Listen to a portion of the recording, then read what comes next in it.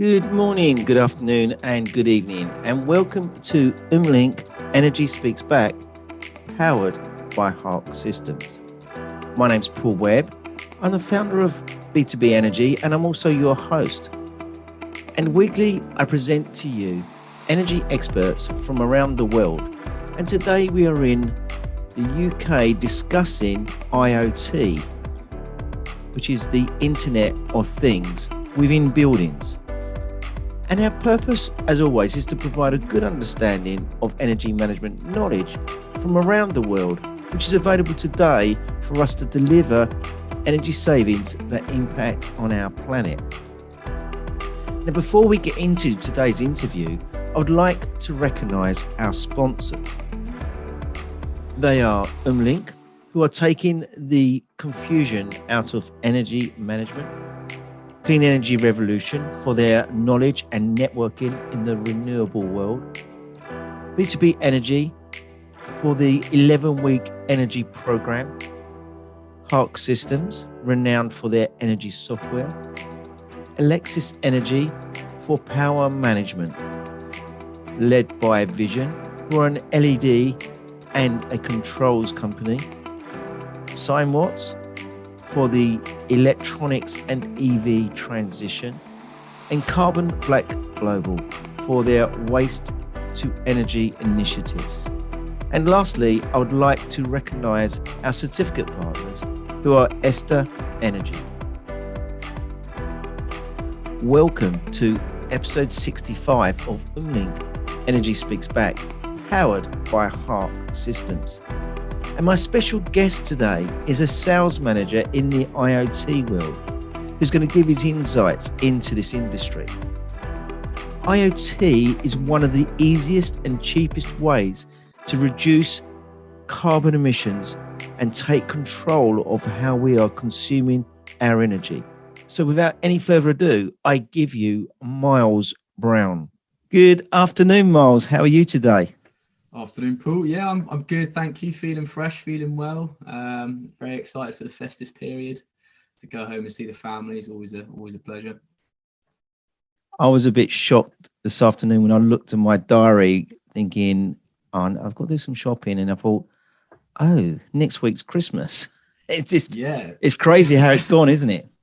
10 days and it's Christmas Day. Yeah. It felt like that long ago that it was New Year's and we're all sort of sat in lockdown. Exactly, and it doesn't really help. The temperature's really changed. It's very, very mild this time of year, which is very not warm. Not normal, is it? Yeah, it was 14 degrees today, which I feel for the middle of September is very high. Not right. Where are you based, Miles? It was cold at the beginning of the month, but yeah. Whereabouts are you based? So I currently live in Brixton. But I go back home down to my parents, sort of south of England, sort of between Reading and Guildford. So really, just outside London, and we're getting those sort of temperatures this time of year. Just isn't right. Yeah, exactly.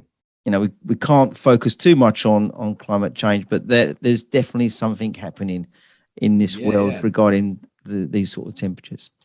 So Miles, we met at Excel and during EMEX, and how our stand was right next to each other.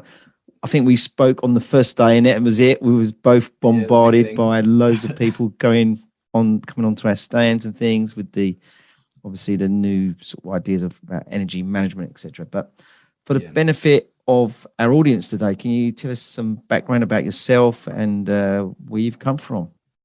Yeah, so obviously my name's Miles. My academic background has all been engineering. I did my bachelor's in mechanical engineering, and then I did a master's in sustainable energy engineering. And after graduating from my master's, I looked for jobs and apply to startups, all within the energy space, and got in touch with this one company called Gridduck, and I found them because they'd been nominated for some sustainable innovation award within London. And the CEO responded to my email basically saying, we're not looking for any more engineers, but we are looking to start the sales department. And I've got a long history working within hospitality, so lots of face-to-face customer interaction.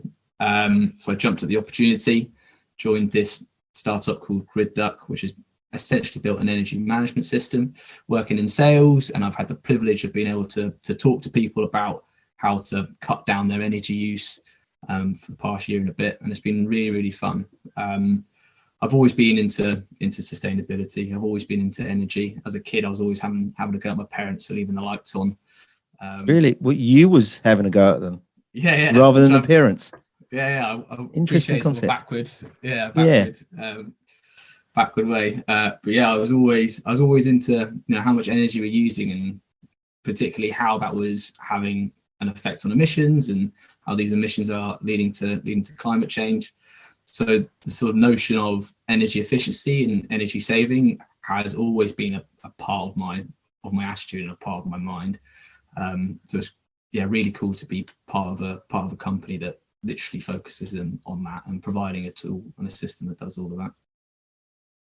What was you doing your master's in?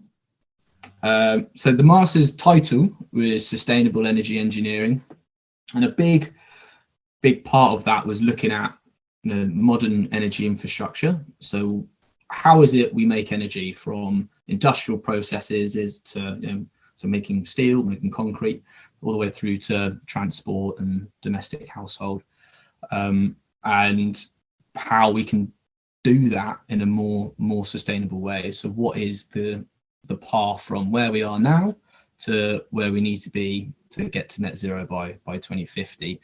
What are the available technologies? What are the business cases for these available technologies? So how much they cost, and also how much they emit and contribute to climate change. Trying to balance the pros and cons of all of them, and basically do an assessment as to what is the best route forward to net zero. So it's really, really interesting stuff. I got to learn a lot about energy storage and obviously energy production and energy management. Was there anything new? Like, did you have any light bulb experiences while you was doing that? Yeah, the biggest one was when I first started. Obviously came in with really, really green eyes and expecting to be able to do a lot and achieve a lot, particularly with this issue of climate change. It should be a really simple problem to fix. Let's just cut emissions. How can it be that hard? And the first sort of few lectures were about understanding the current energy infrastructure, and it really dawned on me how reliant and how ingrained fossil fuels are for everyday life and everyday function. So to be able to just move away from that and continue to exist in the way that we exist is such a huge undertaking and such a huge challenge. So I became a lot more sympathetic to governments and to businesses trying to make that change. I still think people should be really giving it their all, and in some cases be trying harder, but I do appreciate that it's not as easy as investing in green tech and just cutting fossil fuels. A really good example is there's a huge amount of investment in fossil fuels. So it's something to the tone of $11 million every minute is fed to the fossil fuel industry via governments. And obviously everyone's really, really against that. As government institutions, we should be stopping that funding. We should be stopping fossil fuels from coming out of the ground. But by subsidizing fossil fuel production, it makes everything else cheaper. So by subsidizing the oil, it means a farmer can have cheaper fuel, therefore farm its food a lot more affordably, and then it can be transported a lot more affordably, and it means people can get food essentially a lot more affordably, and it makes sort of the gears and the grease between everyone run a lot smoother. Yeah, the economics of all of this, it is a massive knock-on effect. I talked about, I wrote an article recently about the economy and the impact on the energy, and I plotted bizarrely the price of a loaf of bread All right. Now, a loaf of bread is impacted by the cost of energy, obviously. From, if price of energy goes up, then we should expect to see the price of that loaf of bread go up. And it's a commodity that will go up off the back of the increases of their bottom line as such, their direct costs. So it does impact, and there's a wider spectrum to look at regarding let's just do X, because there is this whole economy cycle, as we know, that would have a knock-on effect. Yeah. And so you've studied this, and these were the light bulb moments, and then you found this organization, but the organization is still going to be very minor, isn't it? What you're trying to do there is quite a minor point of it. What made you, instead of going into renewables maybe more than going into where you went, what was the decision there? Yeah, I mean, one of the actually main decisions is because this, it was a startup, and I'd had an ambition probably halfway through this master's, an ambition and a realization where I actually didn't necessarily want to be an engineer. As much as I love science and I love maths and I sort of love figuring things out, I also really love talking to people, and I really love being out there. I'm quite an extroverted person. So I came to this conclusion that the perfect job for me would be sales in a clean tech startup. So when Gridduck got back to me offering to start the sales team, I just had to leap at the opportunity. It was exactly what I wanted to do. It was my dream job. So that's really why I chose that specific niche of the energy space. Had another startup doing something slightly different approach me with a slightly different niche, I'm sure I would have jumped at the same opportunity. It's addressing some of your personal goals as well, isn't it? Yeah, definitely. When we met last week, you was telling me some stories about how you're into science when you was at a younger age. You was telling me some stories around that. Yeah, I mean, I've always been into science. I'm not sure what exactly. Well, no, I am sure. It's I think I'm very curious, and science just generally feeds that curiosity. So always asking questions and always able to sort of learn more and find out more. And it's always been my strongest subject. I think I'm very interested in what we are and where we are. I always sort of loved the natural world and nature. So trying to learn and understand exactly what it is that exists around me and goes on around me is really enjoyable. It's very nice to be able to relate what I've learned to what I can see or what I can find. I think it's just I've just always been really, really curious and always loved the outdoors and being able to see stuff and do stuff. I'm working with Gridduck now. Tell us a bit about the product and what you're doing there. Yeah, so Gridduck has built, basically it's a low-cost energy management system. So there are a lot of traditional building energy management systems and sort of designed by Siemens, and you'll see there's a lot in sort of airports and malls, big buildings. For example, the XL where we were at the other week at MX, that's a massive building, and that will have its own building energy management system, but they each have thousands upon thousands of points. I was talking to the University of Nottingham the other week, and they've got a traditional energy management system, and it's got 20,000 unique control points within it. So it's very, very inaccessible and unaffordable for smaller sites and smaller businesses. We've basically aimed to provide a lower cost solution rather than something that has a really heavy computer at the center. We've got a sort of cloud-based system that uses IoT tech. So I don't know if you're familiar with IoT, but it stands for Internet of Things.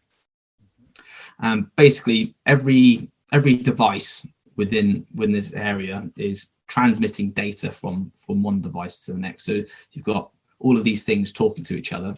You see it a lot in these smart homes and the smart home automation, stuff like that, where you've got something on the door, something on the lights, something on your heaters. They're all talking to each other. And we use a type of network. So these devices all talk to each other. Then that network is called Zigbee. So how you've got Wi-Fi, infrared, Bluetooth, we use Zigbee. And basically what that means is each device is capable of boosting the network from one place to another. So you have this really awesome mesh network. So these devices are sending data to and from, and that local network of data is the Internet of Things.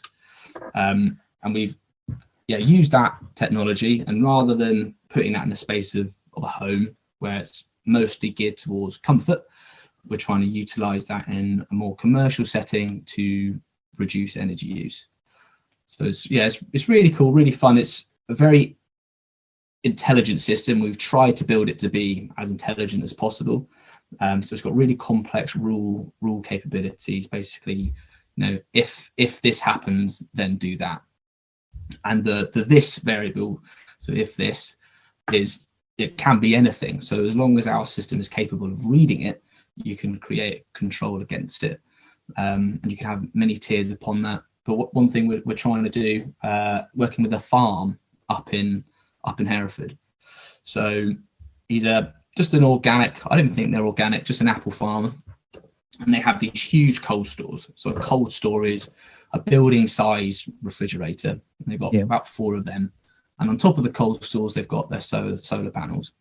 And this guy realized that the cold stores probably aren't exclusively using the solar panels. He's got these big solar array and he's got these big cold stores. There's no reason why he should be drawing power off of the grid. But there's no intelligence between the power generation and the power consumption. So what we have tried to do and what we're trying to do is basically control the cold stores to exclusively run off the solar panels. So over the course of the day, you can only ever have one cold store running at a time. We're constantly measuring the temperature to make sure that they never go over the upper threshold. And then by the time it gets to night, you want them to be as cool as possible. And then because you have such a large space filled with apples or filled with fruit, it has a huge amount of thermal inertia. So what that means is all of the cool heat is going to take a really long time to heat up and escape. So using that thermal inertia, you can kind of treat these cold stores like a battery. So you charge them, and then overnight, when obviously the sun isn't shining and you aren't getting any energy, you don't have to worry about the apples going above temperature, because A, it's cooler, and B, there's just so many of them, they're not a risk of getting too warm. And as soon as it warms up again, the solar panels start producing energy. You turn on the condensers and they start cooling back down. So that's the sort of more on the intelligence side of things and the control element side of things that we're trying to achieve. And then we also have sort of just the general data, sub-metering, gas, electricity, water, that is surprisingly so unavailable to a lot of people. Let's go back to the fruit, because a lot of these, I've done a lot of refrigeration, walk-in fridges, where when you've got movement with the doors opening on a regular basis, that the cold air drops down low, disappears out the doors, etc. And then the room realizes the temperature's dropped. So it then brings on all the refrigeration. Now, something like that, you're not going to get so many people going in and out, maybe especially in the evening, because it can start to charge. And then what we found is that to monitor temperature of the product rather than the room. So you're better to do a lot of them variations with the IoT now, because you could put that sensor exactly where you want it now. You ain't got you're not tied to put it on the wall or on the ceiling, are you? You can place that wherever it best suits, can't you? Exactly, yeah. I mean, the components are all relatively small and relatively versatile as well. mean, the great thing about this digital age is the tech has got really, really cool and really useful. There's also a lot of data already exists. So what I mean by that is you can already read a lot of things. So in the context of the temperature in the cold stores, these refrigerators already have their own temperature sensors, and they're quite complicated now. So you have these controlled atmospheres. Rather than just controlling temperature, you're also controlling things like CO2, nitrogen, to further preserve and look after the fruit. So you just get the data from there as well. But yeah, there's lots of interesting things regarding IoT and where you can put stuff. I think you have nitrous sensors, open door sensors, occupancy sensors, such a wide array of things to look at and measure. Data is key, and data is, I say data is key. I call data is king, because we need data as much as we can get. And if we can do it at a low cost through the IoT element of it, then it becomes even more the benefit, isn't it? So, a typical BMS with, on a refrigeration area, you're going to probably put quite a few sensors in. You've got to run cables and that side of it. So it could work out quite expensive to apply this tech, not a conventional BMS system. Where we're going to go in with IoT, we should be looking at more wireless, or as you say, you're going to use Zigbee communications, where presumably the sensors will be more or less standalone. Yeah. Without having yes. Right. So you do have to have the sensors talking to our system. Yep. So there is a sort of router, a hub. Yep. That is what connects everything to the internet. But there's quite a long range within Zigbee, and again, because of that daisy chaining, because of that mesh network, it's not like at home where you have a router and then you're limited by how far away from the router. Everyone's mobile phones, if they were all talking on Zigbee, would be able to boost the network to each other, and everyone will have really, really good signal. So that's another advantage of using Zigbee, is it kind of makes the network incredibly flexible and able to reach a very abstract area in a building. Because of that, though, we then paying some form of premium for that. What, for the Zigbee? For the advanced network, we've now got a better network by using. So we got a cost element against the network now, because where you were starting this was like, we had large buildings that had a building management system. Now we can start focusing on the smaller properties and in the SME field, which I think is where we've got the issues. I've done a podcast recently where we was discussing the SME area. The larger organizations are looked after because they've got legislation around them. There's more opportunities to get grants and funding because of the size of the properties and the amounts of money they're spending. Putting a BMS in a larger property, you can get a return on the investment. When we start coming down to the SME, we can't really put an IoT system in, or a BMS system into this small SME building, because we're not going to get a return on investment. But now what you're telling me is the Gridduck could actually, we could put systems in there because we can get a return on investment, more flexible. But then are we going to create a little bit of problem because of the cost of the network now?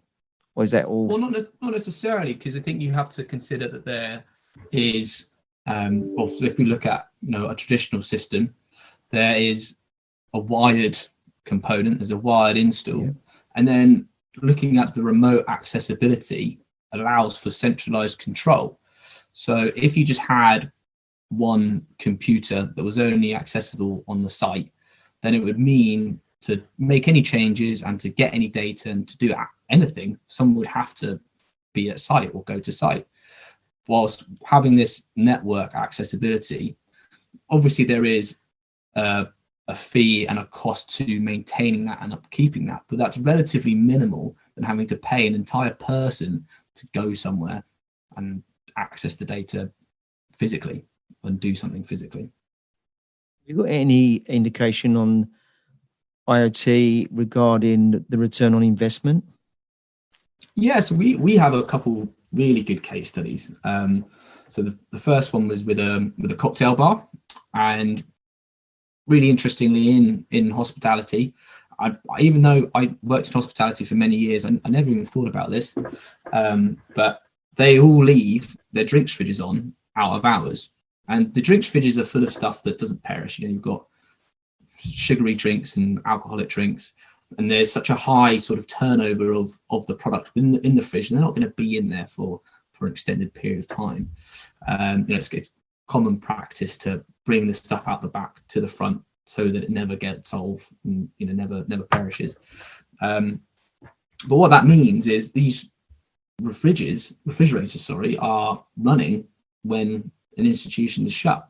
And in a lot of places, they're shut for a third of the day, and sometimes even half of the day. Especially like a cocktail bar, they shut at 2 and then don't open again till 4 p.m. the following day. So anyway, we connected to their drinks fridges and their ice machines and things like that. And this was before the increase in energy prices. Ended up saving them over $1,000 over the course of a year, and it meant that the payback was 7 months. So really, really rapid payback. And you compare that to sort of a lot of traditional energy saving measures, energy efficiency measures. Solar panels, you don't get your paybacks for 5-10 years. Insulation, 5-10 years. Heat pumps, 5-10 years. It's all a period of 5-10 years, and we've managed to, in some really good use cases, have a payback of less than a year, which is just insane. What are you going to do? Turn them fridges off, or are you going to shut them, adjust the temperatures, or is it completely turning them off when they don't need them? Turn them off, and then you turn them back on a couple hours before they open. They obviously, you can't have a customer coming in, getting a drink, and it be warm. So as long as the refrigeration cycle kicks in and has enough time to cool it down, then it'll be fine for when they get inside. And you can do that with lots of things. I mean, the ice machines, at the end of the night, so they're kind of half empty, so you just turn them off. Sometimes, if the staff have the capabilities or have the time, I should say, take the remaining ice out, put it in the freezer, but then leave the ice machine off until a couple hours before, and again, it will fill up for when you need it, rather than it sort of being mostly full and some of the ice melts and it keeping it cold. It's just wasteful and you've got all the data there, so you can learn it. You can learn when the trends of the organization, when to bring that on and off, for one, and then you could, I'm guessing that you can apply some form of algorithm to the monitoring and control of it, so that it can then self-learn. Yeah, I mean, the easiest thing to start off with is, which what we already do to some capacity, is Google has the opening times available. The opening times are publicized by the organization onto the internet. So the dashboard, the system reads that and then uses that automatically to suggest the operational times and the automations. Talking about the AI and sort of more complex automations would be, recognizing energy use patterns, and rather than using it for immediate energy saving, you can look at energy patterns to see when a system is under stress. So if we look at the context of air conditioning against a temperature sensor, if the temperature is staying the same or even going up, but the air conditioning unit is using more power, that immediately tells the system that something is wrong. And so it can detect an anomaly. And then what it could do is tell the user there's some anomalous behavior going on here. Is that something that you're aware of? Is that something that should be happening? Because it could be that maybe they've left the door open because they're trying to get a higher ventilation. And if it's in a really hot place, then that would put the air conditioning under more stress and also raise the temperature. But if everything's sealed and everything's going to be working normally, that tells the user that this air conditioning unit is about to break and needs some kind of maintenance and some kind of repair. And you can apply that to, you can even apply that to fridges. but to any machine really easily. And that kind of goes back again to the point of data is king, and what you can start applying mean time to foul, mean time to repair, all those different calculations can start coming in at very low cost, because we've got them sensors in place now, and then you can start to grow what we need to be able to do. Obviously, all this is scalable up and down regarding the organization and what is required. It may be, I can think of a football club. Okay, so think, well, why a football club? Would they only have that just running at the weekend? No, because a lot of these football clubs nowadays are hospitality areas, so they have functions, and they're using these. They might rent the boxes out, or when you buy a box, sometimes the contract, you're allowed to use the box whenever you want to have meetings, or so there's loads of different things that can be applied there, and to take advantage of regarding that. So football areas, football stadiums, I see a very big opportunity for this. And if you think each function room could be treated like its own SME, can't it? Because it's quite cellular. Yeah, and there will be unique businesses operating in those areas. And if you did have sort of everything controlled from the main BMS, it would be very difficult to react and respond and adjust to these individual spaces and their individual uses. Yeah. So sort of creating control affordably on that smaller scale is actually, I've not really thought of that myself. So that's quite an interesting idea in terms of the football stadiums. If we've got an existing building management system, you can coexist with the BMS to enhance it.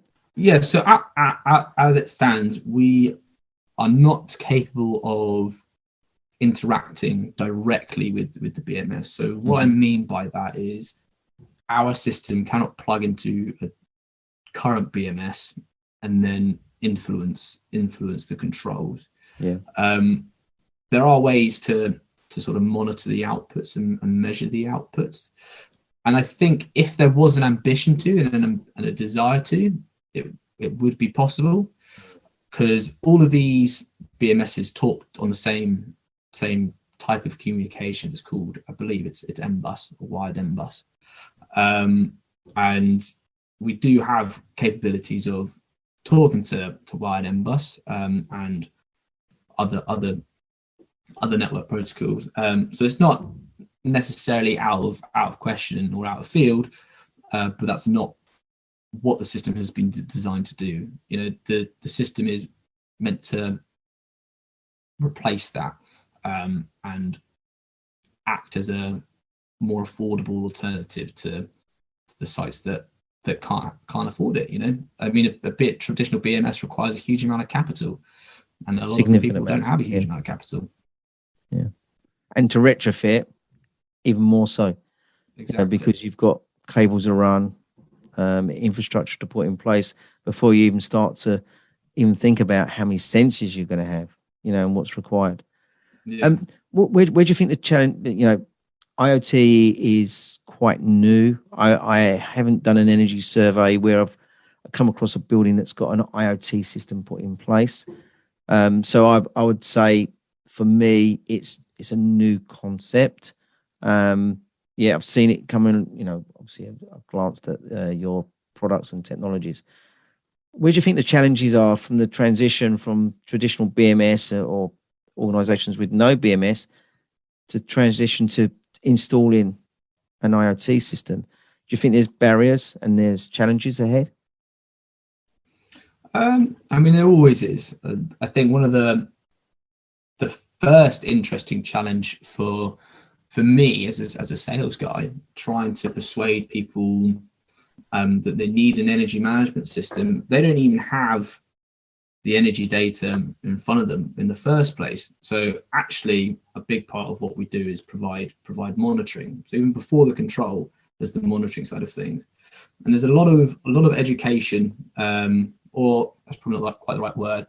I guess perspective change for people, and that it's something that can and should be done. Not just from a climate perspective, but also from a business perspective. I think the increase in energy prices has really helped us, because that has massively affected people's bottom lines and their P&Ls. So given them even more of an incentive to monitor and control their energy use. And then once they sort of have the monitoring and then they have the data, then they can be like, oh wow, if I had some automation or some form of ways I can control this rather than having to worry about it, that would be really useful. So I think the first challenge is, just I guess change people's perspective on the value on energy saving and the value of energy data. I just to let you into a secret, I between mid-80s and up to early 20s, I was sitting in your seat trying to promote BMS, and it was a tough one.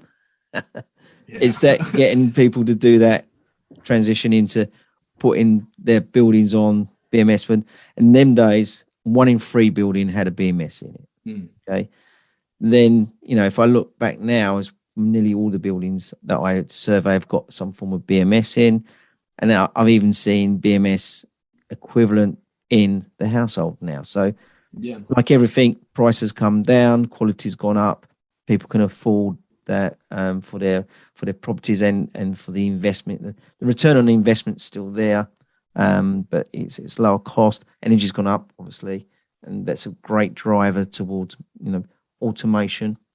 But the problem is when we do that, it's really key then, and I'm sure this is part of your strategy, is we need to maintain it and we need to provide the training around it. Otherwise, you lose a return on investment. Yeah. And it's making it accessible. I think, especially when you're dealing with SMEs, you've got people with a lot of stuff on, and they've got a lot of priorities. With these larger organizations, you can have an individual that is purely dedicated to energy management or energy strategy. When you sort of move down a bit, you deal with someone who's maybe more focused on just operations as a whole. So they have their brain focused on many other things. And that's something that we really have tried to be very conscious of. I think what a lot of energy management systems do, and or what they offer, is a lot of data and a lot of control and an almost infinite amount of capability. But that's too much. You need to make it so that whoever is looking at the data can easily pick out the valuable information. And you also need to make it clear that there's an easy automation and an easy control and an easy... Too many BMSs that have been over-engineered. And they're still using only 25% of what they're capable of doing. So I'm totally with you on that side of it. And I think IoT will give us a little bit more best fit for the building and an easier way of addressing it, sizing the input and output side of it on a building and building it up. I always used to boast that a BMS system is like putting a Lego kit in. You buy the first couple of the bases and a couple of little blocks and you build on it. I'm ex-trend, so it'd be, let's put a IQ 111 in. I don't even do IQ 111s now. I'm going right back, but that'd be the 8 in, 8 out type controller. Yeah. Then you build up from there, and that's normally the good stepping stones. I see IoT gives us even more flexibility to do that. Was it even easier to build upon? Because you don't have the massive install costs. I think sometimes there will be an electrician needed to do some form of circuit control and get within the distribution board. But for the most part, that's relatively easy, and that's nothing too overly complicated. And I'm sure it's also more varied stuff that can be connected to it. I've got, my house is controlled. I just moved into a new apartment where I've got controlled, all my sockets are controlled and my light switches. So that's my first step. I've taken my fan heater out of my bathroom, and I've bought a infrared picture, which acts as a heater. Massive reduction in, but that comes with its own Wi-Fi link. back to the router, where I have an app on my phone. I can adjust everything. So smart buildings, I'm building my own smart property, but I'm not having to redesign everything bit by bit. As I buy these units, I can start adding on to them. Yeah. It means I've got different apps, but it doesn't matter because, you can bring the apps together in one group as such. More particularly as a business, you want to have as many things in one place as possible. Yeah. So we really don't want to be like a niche, a really specific niche of IoT control that, for example, in the context of a bar, if we just control drinks fridges, we want to be able to do the whole lot. So it can bring everything all on one platform. Because if you have, a high turnover of staff and or just people getting promoted, people moving around, it gets very difficult if you have to teach someone multiple programs rather than just the one. And then that also means we have an API, or we can ingest people's API. So our software, if there was a more dominant program that was within an institution and had been there for many, many years, they can integrate our system quite easily into their own, or vice versa. So Miles, it's really been great talking to you about IoT.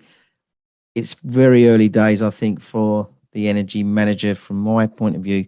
But it's great getting insights of how it's going and where it's evolving, and I'm really excited about that. So it's come to that part of, in fact, I've overrun today, or I don't normally, but because of my background of BMS and IoT, I'm quite interested in to see where it's. So I maybe apologise to the audience today that I've asked too many questions. It's been a pleasure talking. And we've let it evolve a little bit. But Miles, it's come to that time where I like to put my guest on the spot, and I'm sure you've been listening to my previous podcast. It used to be quite an on the spot question when I only had 10 episodes, but now I'm on sort of 60 plus now.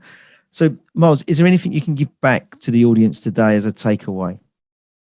Yeah, I mean, obviously love what you do, but make sure that you're in this space for the right reason. So the threat of climate change is real. It does exist. How that's going to affect the planet, how it's going to affect the species, is obviously a very up in the air debated question. But for me, it is a problem, and I really feel that problem because I love the outdoors and I love nature, and so I get really upset at this idea that this planet is changing, and whether that be for the best or for worse, but it's just changing. And we're in one of the biggest mass extinction events in the Earth's history. I think we're on the 6th or 7th, on par with the extinction of the dinosaurs, which is absolutely insane. So I find a lot of motivation through that, and I think that's really what I would encourage other people to do, is, just get outside and watch David Attenborough, or just do whatever to take a moment to appreciate this planet that we're on. And that's a really good reason to work in the space that we're working in. And I've been working in this, and I can honestly say that I'm not just in this industry for the fun of it and make the money on this time for climate change, etc. I've been in this industry before we even started talking about climate change. Energy management was a thing about, we need to save money. It's interesting you said about, you used to tell your parents. My parents used to tell me not to have the lights on when I wasn't in the certain rooms, and why have we got the windows open when you got the heating on. So I've grown up in that culture regarding cost, but now that's very quickly evolving into kilowatt hour and carbon emissions, which really excites me because it's another driver to what I really enjoy doing, and that's saving money through energy management. Yeah, and that's obviously a huge benefit, and it's important, especially coming out of this pandemic. And a lot of people are struggling, and a lot of smaller businesses are struggling. So being able to help people with that as well is just as awesome. So just quickly, Miles, have you got a website that we can go and research on for the audience? Yeah, so our website is www.gridduck.com. Go check it out and have a look, and let us know what you think. Brilliant. Well, Miles, thank you very much for coming today and just giving us some insights into IoT. We're looking forward to see how that story evolves even more. please come back probably next year and tell us, where you are with that industry and where what's the next steps of it as well. So, Miles, thank you very much for today. No, thank you for having me. It's been great. Brilliant. And Miles, you and your family, be safe. Yes, thank you. And you.